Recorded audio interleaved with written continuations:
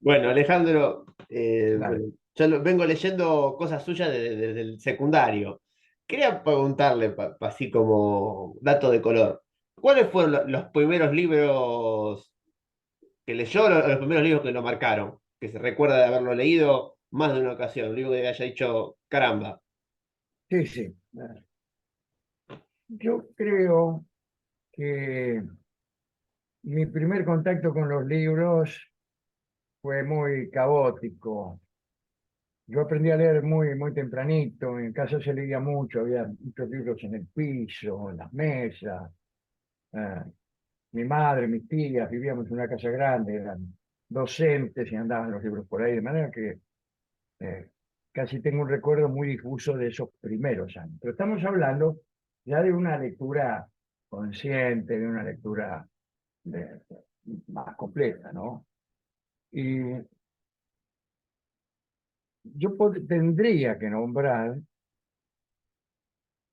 Del sentimiento trágico de la vida, que es un libro de Don Miguel de Unamuno, que yo leí ya siendo un muchachito. Pero sí, ahí puedo hablar de una modificación que el libro ejerce sobre mí. Las otras, las lecturas anteriores son lecturas de alguien que lee y recibe un halago a la inteligencia o lo que sea, o se divierte o se entretiene, pero este es un libro que modifica, que es otra cosa. Yo era uno antes de leer ese libro y fui otro después de haberlo leído. Es un libro acerca del principal drama de la vida de Don Miguel de Unamuno, que es el drama de un hombre que desea creer que tiene apetito de eternidad, y sin embargo no puede hacerlo. No puede hacerlo porque su propia erudición, su propio conocimiento de la ciencia, del pensamiento, etcétera, le impiden creer. Pero no está feliz por esa no creencia, y no alardea de su ateísmo, ni de su, mejor sería decir, agnosticismo. No, eso lo hace triste, porque es un hombre con deseo de Dios, con deseo de un universo que tenga sentido y con deseo de una continuidad personal, de una inmortalidad personal, no de esa sombra de inmortalidad que se suele inventar, ¿no? Que son la inmortalidad a través de las obras, de los hijos o de las calles que llamen como... Bueno. Ese libro eh, me instaló una angustia que yo no tenía, o que no tenía tan clara. Lo que era para mí un sentimiento oscuro se convirtió a partir de Don Miguel en un pensamiento constante y recurrente que tengo cada 5 minutos. Es interesante Unamuno porque él se da una época de la literatura española donde está el decadentismo, donde se habla como una decadencia, donde ya va quedando poco, digamos, lo liquidamos a Dios con el racionalismo, y al hombre casi lo liquidamos Claro, por todas las guerras que claro. hizo, digamos. Acá Nietzsche también, ¿no? Porque, claro, pues ese es el comienzo de una serie de lecturas, poesía. Lecturas ya no buscando una solución al problema, que es el ateísmo, ¿no? No, buscando entender mejor el problema y escucharlo de otras voces. Y ahí aparece Nietzsche que dice, bueno, muchachos, Dios ha muerto, pero también diciendo, sugiriendo que Dios ha muerto, pero que la sombra de Dios todavía nos cubre. Eh, de manera que ahí la cosa se va haciendo más compleja y uno va buscando también maneras artísticas de honrar ese pensamiento y de incorporarlo a las cosas que uno inicialmente escribe o intenta escribir. Eh, yo creo que en las modestísimas cosas que yo he intentado artísticamente siempre está esa angustia, la angustia de la finitud, la angustia de no poder resolver el problema. Y como decís vos, del- la historia marca que al menos en el mundo del pensamiento Ese es un pensamiento que ya está instalado. Que a lo mejor hace 2 o 3 siglos uno ni siquiera podría decir estas cosas este, públicamente, ¿no? Que el universo no tenía sentido, que no era necesario, en fin, pensar en una divinidad como causa eh, primera, etcétera, etcétera. Salvo esto, el pensamiento ya ha sido dejado atrás, salvo en algunas naciones que tienen instalada una superstición incluso constitucional, eh, como los Estados Unidos de América, ¿no? Que donde se piensa, la clase dirigente piensa seriamente que Dios está involucrado en su política exterior.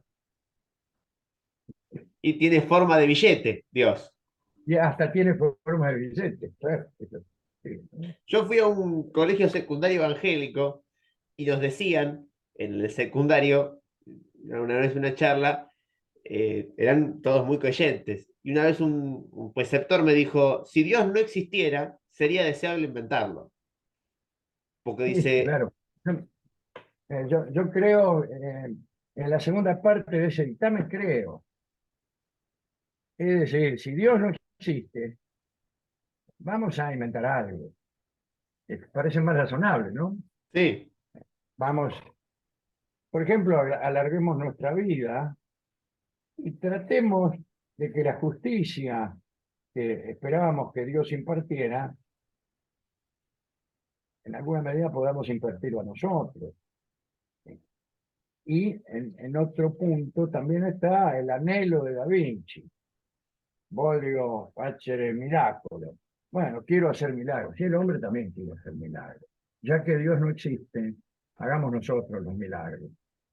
Y hagamos que se abran las aguas del Mar Rojo y hagamos que, que la justicia y la benevolencia tengan algún sentido y socorramos a los que padecen e inventemos o encaminémonos hacia los goces de la vida, los goces del cuerpo y del espíritu. Yo creo que eso no está tan mal. Eh, Creo que está lejanísimo, si es que no es imposible, pero vale la pena soñar en ese sentido, ¿no? sí. Vale la Aparte pena. aparte es mucho más, más divertido pensar que Dios existe, porque si Dios existe no hay menos finitud, hay una trascendencia, hay un Y poquito de claro, sentido por lo menos. yo lo que pienso es que probablemente si Dios existiera, también habría lugar para una oposición. Eh, Aquellas personas que no se sujetan tan fácilmente a- al poder, digamos, bien podrían objetar las decisiones de Dios, ¿no? Eh, Usted podría decirme que eso ya existe en la teología y que es el poder del demonio, ¿no? Pero bueno, son pensamientos ulteriores derivados de ese del preceptor suyo. Los preceptores a menudo suelen decir frases que lo marcan a uno toda la vida, este, sin que ellos lo lleguen siquiera a sospechar. Claro. Y la suelen decir un martes a la mañana, digamos, así bien intrascendente, digamos. Claro, claro, claro. Bueno, sobre ficción, hablando un poco sobre la ficción y la religión, ¿qué lo marcó cuando empezó a investigar ese tema sobre la fe y la ficción? Digamos, cómo la ficción ha abordado la fe. Sí, son cosas distintas, ¿no? Aunque cuando uno lee ficción sabe que está leyendo ficción. Y cuando uno lee, qué sé yo, toda esa voluminosa literatura que se floreció a partir del 60, ¿no? Del mundo entero, que tiene ciertamente algunas expresiones de mucha calidad, le producen un placer intelectual al leerlo, pero uno sabe que son mentiras, uno sabe que son mentiras. El, el- el peligro de la religión, ¿verdad? Es que te lo crees, es que te lo crees. Y el peor peligro es que algunas religiones, particularmente los monoteísmos, incluyen en su perspectiva una intolerancia de las otras religiones. Cosa que no sucede con los libros de Bradbury. Si me estás leyendo las crónicas marcianas, y dice, bueno, qué tipo divertido, mirá las cosas que se inventan. El espíritu lo recibe con cierta ironía, pero los tipos que practican la religión, a mí me parece muy bien que uno crea, pero cuando tu religión empieza a tornarse intolerante con las otras, estamos ya en un problema. Estamos en un problema. Que no se trata solamente del islamismo y de la yihad. En todas las religiones monoteístas hay un peligro. El peligro es que los tipos se enojen con los que no practican esta religión, ¿no? Eso está causando muchos daños. Pero este, la intolerancia es una cosa difícil de combatir porque es muy probable que el cerebro humano, que está construido de un modo casi diabólico, eh, tiene, tiene algunos aspectos que son realmente sorprendentes. Por ejemplo, el cerebro humano percibe mal, y percibe mal a propósito porque conviene que perciba mal. Nos parece que el cielo es celeste, pero no es celeste, y a lo mejor es mejor para nosotros tener esa percepción.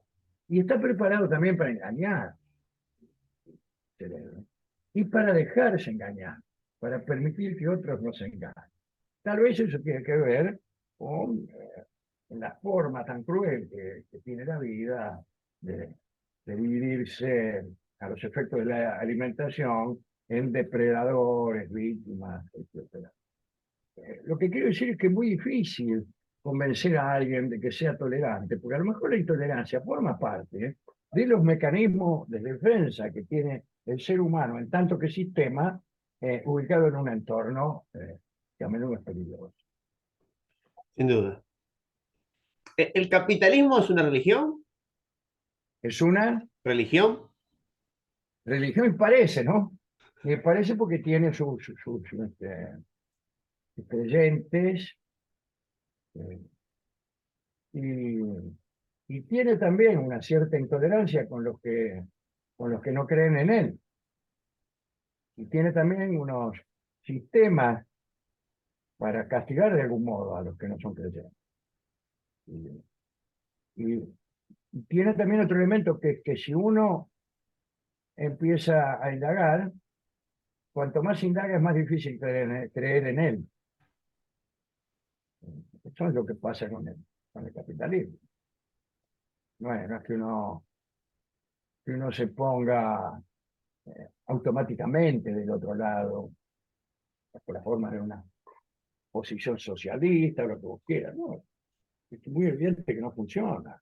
Muy evidente o que funciona produciendo un mundo desigual, que funciona produciendo un mundo que en base a manipulaciones y, y técnicas para lograr consentimientos, hace que la riqueza fluya en dirección a un 1 o 2% de la población mundial, generalmente ubicada en países como los Estados Unidos o sus aliados, y que el resto de las personas sean pobres y cada vez más, cada vez más. Que, Yo no la digo, vean, que vean pasar el dinero como dice el tango, con furia e indiferencia, digamos. claro, claro, claro, con fría indiferencia existe, sí. Sí. Hoy pasas a mi lado con fría indiferencia. Sí, Tus besos fueron míos, sí. digamos. Tangazo. ¿Sí? Muy bien, pero muy bien que haya citado ese tango. No es un tango usual, ¿eh? A mí me encanta el tango. Ah, bueno, lo celebro. Que bueno, justamente, a ver, estos estos libertarios, digamos, ese capitalismo Bueno, salvaje, ¿cómo puede ser que sea rebelde hoy? O qué opinás de que por ahí pinte de rebeldía ese capitalismo así darwinista, así ese capitalismo de yo soy mejor porque es tengo... raro, ¿no? Que tengan patente de rebeldes, cuando en realidad no son, sino la guardia imperial del imperialismo más recalcitrante, ¿no? Los tipos que están más a favor del orden mundial que prevalece. Que es, lo digo de nuevo, es el orden mundial establecido por los Estados Unidos y sus aliados de un modo violento incluso, violento, cuya violencia o se niega o se invisibiliza, según sea más conveniente, y que implica una gran violencia, y que implica un gran desmedro para la democracia. No hace falta que yo te cite ejemplos. Estoy un poco yo paspado con ese tema. Acabo de leer a Chomsky y me ha traído, me ha hecho patente algunas de las cosas que estamos conversando ahora, ¿no? Pero si se naturaliza el hecho de que un gobierno cometa asesinatos porque resulta que la élite gobernante ha decidido que esos este, asesinatos son necesarios y contribuyen a la justicia y que se invoca para ello la ayuda de Dios, debemos preocuparnos mucho, porque se vulnera el principal principio de la democracia, que es la presunción de inocencia y la seguridad para la persona acusada de un juicio justo. Y si el gobierno del país más poderoso del mundo agarra a un tipo, por más dictador que sea, y por más sinvergüenza y atorrante que sea, en lo cual estamos de acuerdo, que son criminales y asesinos, o lo que sea, y en vez de someterlo a un juicio, pudiendo hacerlo, los asesina, a mí me da por lo menos miedo, por lo menos miedo. Pero igual que yo sea un Gabrilo Príncipe dispuesto a asesinar a cualquiera solamente porque tiene poder. No es así, pero los asesinos me producen un poco de temor, cuando son poderosos mucho más. A veces pareciera que este hombre, Milei, tiene una reminiscencia, por ahí un poco caricaturesca, al papel de Niro en El Rey de la Comedia, Al papel, perdón. al papel que hace De Niro en El Rey de la Comedia, la película, Ajá, sí, claro. que él Sí, qué siempre buena da un película esa, monólogo, ¿eh? hay una pared con gente que aplaude, y él da el mismo monólogo ahí, y una persona le pregunta, y señor, ¿por qué usted da el monólogo acá enfrente de esta pared? Pues dice, en la pared hay gente que aplaude, ya está, ya gané. Claro, es cierto. Buenos recuerdos tenés, ¿eh? El rey de la comedia y tus besos fueron míos. No, no son citados con mucha frecuencia en, en las entrevistas, ¿no? Te preguntan, ¿qué hace usted los domingos, por ejemplo? Bueno, después de todo, ¿qué hace usted los domingos? No está mal. Pero Bueno, sí, bueno, Milei es un personaje que también forma parte de, hasta diría yo, de unas técnicas para obtener consentimiento, para, vamos, son de manipulación. Yo no le tengo miedo a la palabra manipulación, pero yo creo que es indispensable y porque creo que todos manipulamos. El artista que está, el mago, que está, hace parecer una paloma en una galera, te está manipulando, te está haciendo un truco para que vos lo aplaudas y lo quieras. Pero no está mal. El tipo que elige un acorde también te está manipulando. Y, y yo cuando le digo a mi hijo que si no estudia, eh, voy a tomar esta o aquella represalia, también lo estoy manipulando. Lo que no se puede, lo que se puede manipular, lo que no se puede hacer es mentir. Si la manipulación está hecha de mentiras, ahí es donde viene el problema. Sí, el gobierno, un gobierno cualquiera, ¿no? Le dice a su población, bueno, señores, ustedes, si, si trabajan más, nosotros vamos a tratar de aumentarles el sueldo, que vivan mejor. Eh, Trabajar más significa también crecer. Los está manipulando, evidentemente. Pero esa manipulación no es ilícita, sino es falsa. O sea, lo malo es que los tipos te digan eso y sea mentira, eso, esa clase de manipulación. Milley tiene unas estrategias de manipulación, por lo menos interesantes, por lo pintorescas, pero que surten efecto especialmente cuando uno está desengañado de las supuestas virtudes de la razón. Y entonces, harto de silogismos, el que sufre se harta del silogismo, fácilmente. Entonces, harto de silogismos resulta atrayente un deseo de venganza, que es el odio. Entonces, uno fácilmente se convence de que alguien es culpable de algo, de que hay que vengarse, que hay que usar un lenguaje violento. Es una técnica de manipulación. Desde luego, él está absolutamente de acuerdo con lo que es el orden mundial del capitalismo, y, y ahí es donde se podría, si uno tuviera interés en tener un debate, pero ahí se podría discutir, pero no hay posibilidad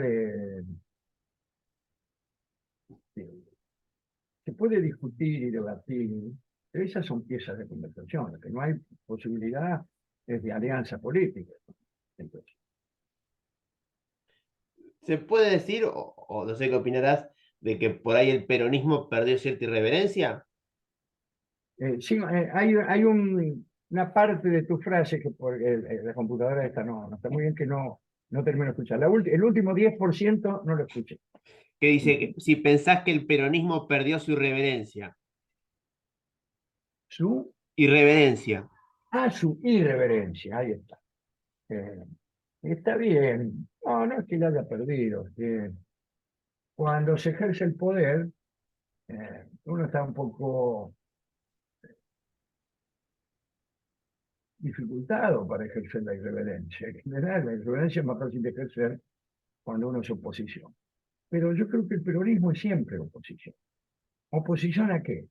Yo contesto al poder. ¿Cómo? Dice, sí, usted acaba de decir que ejerce el poder político, pero no el poder real.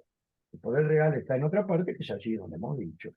Y ahí, por ahí tendríamos que tener un poco más de irreverencia que quizá hemos tenido, a mi modestísimo juicio, hemos tenido durante los años de Néstor Kirchner. Este, en el sentido de ser muy beligerante respecto a asuntos tales como la deuda externa, eh, los, eh, las consecuencias de la dictadura, eh, los, las amnistías que se habían dispuesto. Ahí el gobierno se puso firmemente en contra del poder legal, el poder de los que dominan el mundo. Ese es el poder legal. Y coincidió algunas cosas, tampoco se puede enfrentar al poder real de un modo suicida. Pero estuvo hábil Kirchner y fue irreverente y con buenos resultados. A veces las irreverencias, cuando uno se pasa, son castigadas por lo que acabo de decir. Sin duda. Pero sí, la respuesta es sí, especialmente en esta gestión, perdió un poco de irreverencia, pero era difícil, era difícil, Igual esta era difícil. gestión lo que tiene es que no, lo dijo hasta el propio presidente, que no le interesa la épica o la poesía, no le interesa crear un discurso. Que yo creo que hacen mal en eso. Yo creo que este ha sido un gobierno eh, muy, eh, muy contrariado por distintos hechos, primero de los cuales es la pandemia, el segundo es la fuerte, la fuerza de la alianza opositora y y de las corporaciones que han conseguido imponer su voluntad, han conseguido boicotear las medidas, acaso no del todo acertadas y no del todo fuertes del gobierno. Entonces eso ha producido fenómenos como una sensación de que la pandemia había sido mal encarada, una falsa sensación, porque no hay nada que permita decir que la Argentina encaró la pandemia peor que el resto del mundo. No, no es eso. No, no ha sido eso. A mi juicio ha sido más bien, no sé si lo contrario, pero hemos estado en un asunto razonable. Y después, en el ámbito económico, evidentemente cualquier eh, plan del gobierno para producir, por ejemplo, una baja de la inflación ha sido saboteado por los formadores de precios por tal de vergüenza. Pero ahí también está el gobierno que a lo mejor ha cometido errores y le ha faltado 40 para eso. Si vos empezás el tema de la pandemia y tenés sentado al jefe de la oposición, lo tenés sentado ahí en las primeras mesas, está siendo un poco inocente. Ese tipo no está interesado en que te salga bien la lucha contra la pandemia. El tipo está interesado en que te salga mal. Entonces no podés sentarlo a tu mesa y llamarlo por tu nombre y decir estamos todos juntos. Porque era mentira, no estaban. Llegó a tildarlo de que era un amigo, inclusive, al jefe de la Claro, oposición. claro, claro. La estrategia de opositora fue muy brillante, porque todo consistía en esperar que el gobierno tomara alguna medida para luego decir exactamente lo contrario. Y siempre hay, como no se sabe nada o no se sabía nada, cualquier cosa, y todavía hoy, cualquier cosa que se diga sobre la pandemia, si vos tenés ganas de jorobar, podés suscribirla. Por ejemplo, yo digo, las vacunas no sirven para nada y no estamos seguros de que quienes nos hemos vacunado no nos muramos mañana por culpa de las vacunas que nos dimos. Y ves, siempre algunos pica con eso, porque hasta yo no sé si eso tiene algún asidero. No lo sé, pero como no lo sé, nadie lo sabe. Y si yo tengo muchas ganas de jorobar al gobierno, ya vengo de una familia antiperonista que me ha bombardeado la cabeza durante toda mi niñez, enseguida acepto que las vacunas que el gobierno no dio son discriminables. Es así. Y entonces, eso por un lado. Después, eh, Y suponete que el hasta es coherente con los gorilas que decían que Evita pedía la sangre de los chicos. es así, es así, es así. Es ese sistema. El sistema dio resultado, porque para que no dé resultado, vos tenés que luchar mucho. Y quizá el gobierno ha sido muy inocente, muy crédulo o muy ineficaz, llamarle como quieras. En esa relación que tienen el peronismo y la poesía, ¿qué se puede decir de eso? ¿Qué lugar ocupa la poesía en el peronismo? Yo creo que el peronismo tiene, a diferencia de otros partidos, una forma de vinculación eh, que es muy sentimental. Es más sentimental que racional, siendo que desde el punto de vista de la razón, el- el peronismo es bastante claro también. Pero, sin embargo, el vínculo, el- la manera de hacer proselitismo en el peronismo siempre fue por el lado del afecto. El afecto y la poesía se relacionan mucho. Posiblemente eh, el, el cerebro humano del cual estábamos hablando utiliza los mismos recursos para recibir la emoción de la poesía que para recibir la emoción de los textos. La poesía siempre nos vincula con el otro. El tema de la poesía es el otro. Es uno, pero es uno en un mundo donde hay otro. La esperanza de la poesía, del poeta es el otro. El poeta escribe para que se complete su obra cuando el otro reciba su propia distorsionada versión de la realidad. Mi cerebro distorsiona y genera poesía. Y otro cerebro recibe y distorsiona lo que recibió, y de la interacción de esos cerebros se produce la poesía. Y lo mismo pasa con el afecto. Con el afecto. Esa importancia del otro, de, de la interacción, aparece, creo yo, con más intensidad en el peronismo. Aniquilarse en la muchedumbre es uno de los entretenimientos más preciados del peronista. Es algo que requiere eh, salir de la propia individualidad, aunque sea por un rato. Entonces, mientras marchamos encolumnados, una consigna, mientras por ahí nos abrazamos con desconocidos, cuando sucede algo aparentemente venturoso o sentimental, eh, me parece que estamos saliendo del yo. Y salir del yo es una de las formas de luchar contra la globalización y el capitalismo. Eh, la frase central del capitalismo es, eh, en realidad, quiero prosperar tanto como sea posible sin que nada importe excepto el yo. Y eso es tomado como un pensamiento virtuoso. En el peronismo, ese pensamiento es contrario a su esencia. Como, este, como es también contrario a la esencia poética el encerrarse en uno mismo. Yo creo que los poetas que sostienen que ellos escriben para sí mismos, o les parece que escriben para sí mismos, pero en realidad, si no hubiera otras personas en el mundo, la poesía no tendría. No tendría. La poesía es algo que sale del yo hacia afuera, lleno de yo. La poesía está llena de yo, pero sale para que otro la reciba.